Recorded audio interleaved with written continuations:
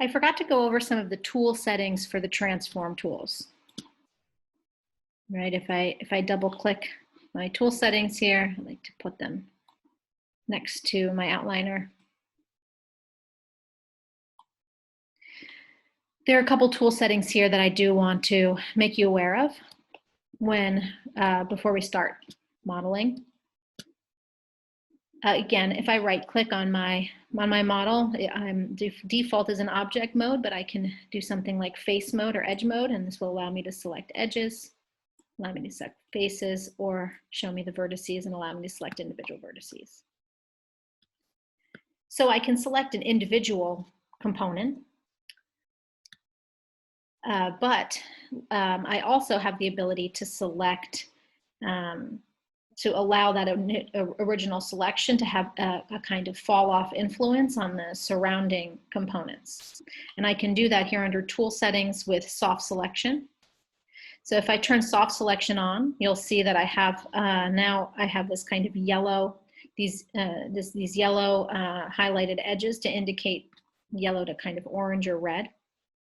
And this indicates the kind of influence that my initial selection is having on the surrounding selection.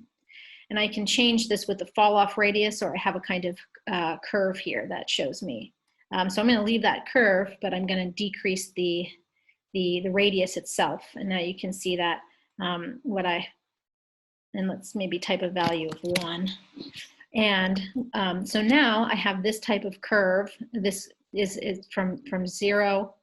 From here being the vertice or the component I've selected down one radius unit, 1 unit radius fall off.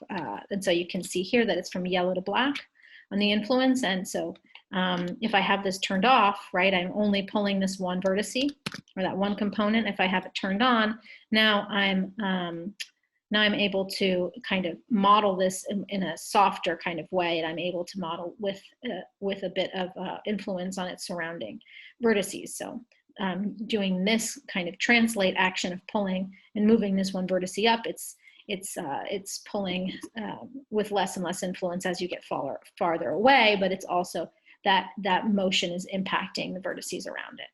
Okay, so that's soft selection. I can change you can see here, actually, it almost looks like the curve, right? You can see that kind of curving form. I can change and have it have a more linear influence, or, you know, I can just there's different kind of curves which allow you to change the selection's influence based off of that initial selection. Okay, so that's soft selection here.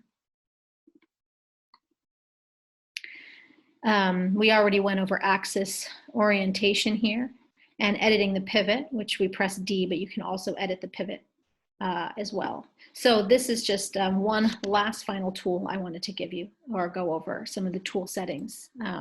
We can do soft selection and it will be applied, you know, if I have it turned on, it will be applied for any of the transform tools here.